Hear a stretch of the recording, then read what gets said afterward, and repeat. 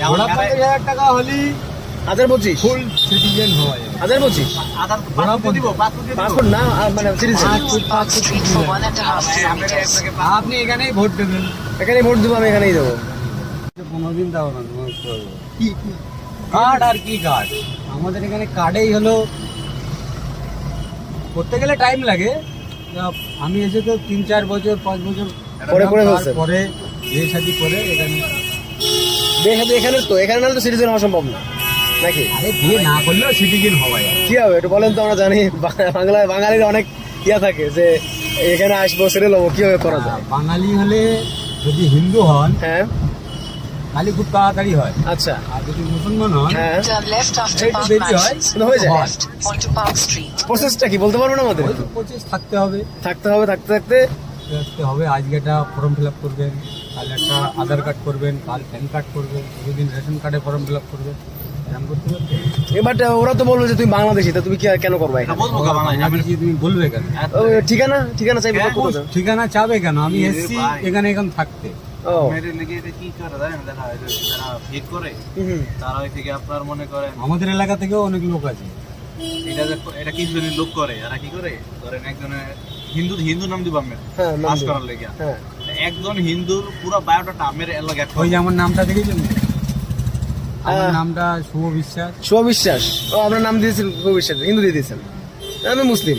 আমি এই যে আপনার হেয়ার কি করছে না, হেয়ার একটা মানে হিন্দুদের বসবাস করে হুম, তার দেখো, পুরো আমরা biodata যখন হেয়ার- এসেছিলাম হেয়ার লাগে তখন তো মোদী সরকারের জামানা ছিল না, না তখন এত ঝামেলা করে নাই। ঝামেলা হতো না। ঠিক আছে, ও যা প্যান কার্ড করবি দে 300 টাকা, এই আধার কার্ড করবি দে 1000 টাকা, এরকম ভাবে হয়ে গেছে। আচ্ছা এখন একটু টাফ। এখন খুব টাফ। এখন লাখ এখন টাকা দেয়, তোমার বলুন না আপনি, লাখ টাকা দেয়। এখন তোমার মোদী সরকারের জামানা তো, হুম। হুটপাট কেউ কিছু করতে গেলেই তার মনে করো দরকার, মানে ভেবে করে ভেবে করতে হবে। খরচ কেমন হয় মনে করেন যদি এখন কেউ করতে চায়? আগে তো আপনার তো কমে হতো, এখন তো মনে হয় লাখখানেক লাগবে না, কমে হয়ে যাবে। না, খানিকটা লাগে।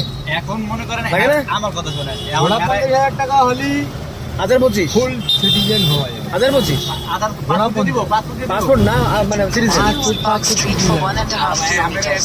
আপনি এখানেই ভোট দেবেন। এখানে ভোট দেবো, আমি এখানেই দেবো। আচ্ছা আমি তো বাড়ি যাই 7 বছর 8 বছর পর পর। আর কিছু পাবো না, এই জানি পাসপোর্ট করে নিয়েছেন, বিনা পত্র দিতে ওই ডাইরেক্ট চলে যান এখানে বর্ডার দিয়ে।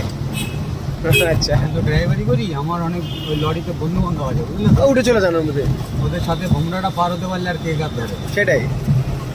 কোনো মতে তো আপনি তো পাসপোর্ট করতে পারবেন, আপনি যেহেতু এখানে লিগাল, হ্যাঁ করতে পারি, কিন্তু বসে বসে শেষ হয়ে যায়।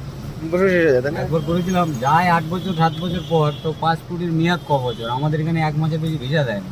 ও আচ্ছা, এই বাংলাদেশ বিষয়ে 1 বছর বেশি দেয় না। 1 মাসের বেশি দেবে না, 1 মাস। ওইটা 5 বছরের থাকে, তাও বেকার কি হবে? তার জন্য আর কি করি করে নাই। যাক। আমরা আশাশুনিতে গেছিলাম ভাই, আশাশুনিতে ওই যে বর্ডার এলাকা, ওইটাই তো ওই যে নদী, কোথা থেকে এসছেন? ওই যে বড় নদী না খুলনা। খুলনা। এই তো আপনার আমরাও তো কাছে। খুলনা ডিস্ট্রিক্টের। হ্যাঁ, আপনার- গাড়ি তো আপনার নিজে, তাই না? গাড়ি নিজে। তো মানে কত সালে প্রথম যখন আসছেন তখন ড্রাইভারি কিভাবে করলেন বা কিতে শুরু করলেন? প্রথমে তো এসে ড্রাইভিং করেন নাই, প্রথমে এসে কি থেকে শুরু করলেন? হেলপারি করেছি। মানে গাড়িতে হেল্পারি করার পরে টাকা পয়সা জমা একটা গাড়ি নিয়ে নিলেন। হেলপারি করেছি, লোকের স্কুল বাচ্চা লিখি, আমি আগে লাক্সারি গাড়ি চালাতাম। আচ্ছা, ওইসব চালাতে এখন আর ওই বাইরে থাকতে হয় বলে ভালো লাগে না? আর ভালো লাগে না। উবার চালাই, উবের চালাই, সারাদিন চালাই, সন্ধ্যেবেলায় বাড়ি যাই, ঝামেলা আছে। উবারে কেমন ইনকাম হয় প্রতিদিন? 800, 1000, 1200 মানে সব বাদ দিয়ে? হ্যাঁ।